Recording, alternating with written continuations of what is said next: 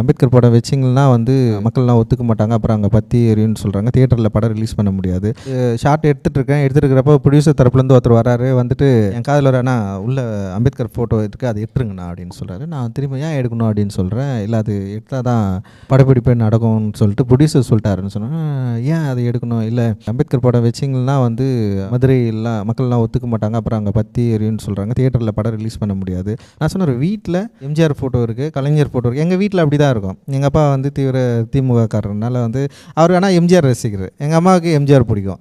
அப்போ எம்ஜிஆர் ஃபோட்டோ இருக்கும், கலைஞர் ஃபோட்டோ இருக்கும், பெரியார் இருப்பார், அப்புறம் வந்து அம்பேத்கர் ஃபோட்டோ இருக்கும். லைக் இது எல்லாமே இருக்குன்னு வச்சுங்களேன். அப்போ நான் வந்து அம்பேத்கர் ஃபோட்டோ வந்து நான் வைக்கிறதுன்றது வந்து என் வீட்டில் நான் இயல்பாக பார்க்குறது இருக்குது. அது எப்படி வந்து எடுக்க முடியும்னா நான் எடுத்து தான் ஆகணும்னு சொல்லிட்டு சொல்கிறப்போ வந்து எனக்கு என்ன பண்ணுறதுனே தெரில. ரொம்ப நேரம் அப்படியே அமைதியாக யோசித்தேன். அப்புறம் நான் அப்பப்போ வந்து பாபா சாஹேப் கிட்ட நான் பேசுவேன். நான் லைக் எனக்கு அது ஒரு குணம். எனக்கு ஏதாவது தேவைன்னா வந்து அவர்கிட்ட நான் சொல்லுவேன், நான் இங்கே போகிறேன், நீங்கள் என்னை பார்த்துக்கணும் அப்படின்னு சும்மா அதை சொல்கிறேன். நான் லைக் அவர்கிட்ட வந்து எனக்கு கடவுள் நம்பிக்கை இல்லாததுனால நான் அவரை வந்து எனக்கு என்னோடய வெல்விஷராக கூடவே என் கூட ட்ராவல் பண்ணுற ஒரு மனிதராக நான் அவரை பார்ப்பேன். நான் அப்போ அவர்கிட்ட சொன்னேன், உங்கள் பிள்ளை இது உங்களை எடுத்து வச்சு தான் வந்து படம் எடுக்கணும்னு சொல்கிறாங்க, நான் எடுக்கிறேன், நீங்கள் தான் எனக்கு சப்போர்ட் பண்ணணும்னு சொல்லிட்டு அவர்கிட்ட சொல்லிவிட்டு நான் அந்த ஃபோட்டோ வந்து நான் எடுத்துகிட்டு தான் அந்த படத்தை வந்து எடுத்தேன். ஆனால் அதுக்கப்புறம் நான் ரொம்ப ரொம்ப கிரிமினலாக சில வேலைகள் செஞ்சேன். என்னென்னா வந்து அந்த படம் எடுக்கப்பட்ட பகுதிக்கு முழுக்க தலித் பகுதிகளில் எங்கெல்லாம் அம்பேத்கர் ஃபோட்டோ இருக்கோ அங்கெல்லாம் வந்து ஷாட் வச்சேன் நான்.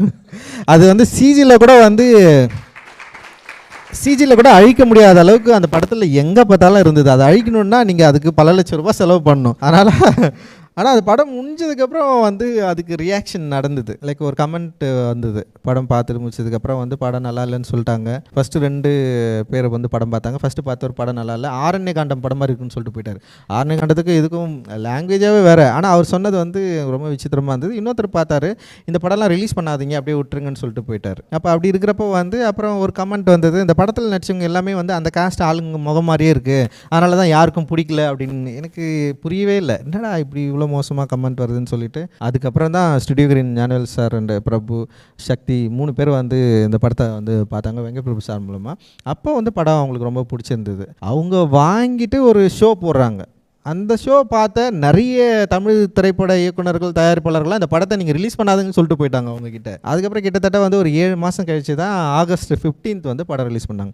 காரணம் அந்த 3 பேர் தான், சக்தி, பிரபு அண்ட் வந்து ஞானவேல் சார் 3 பேரும் வந்து அந்த படத்து மேலே பயங்கர கான்ஃபிடண்ட்டாக இருந்தாங்க.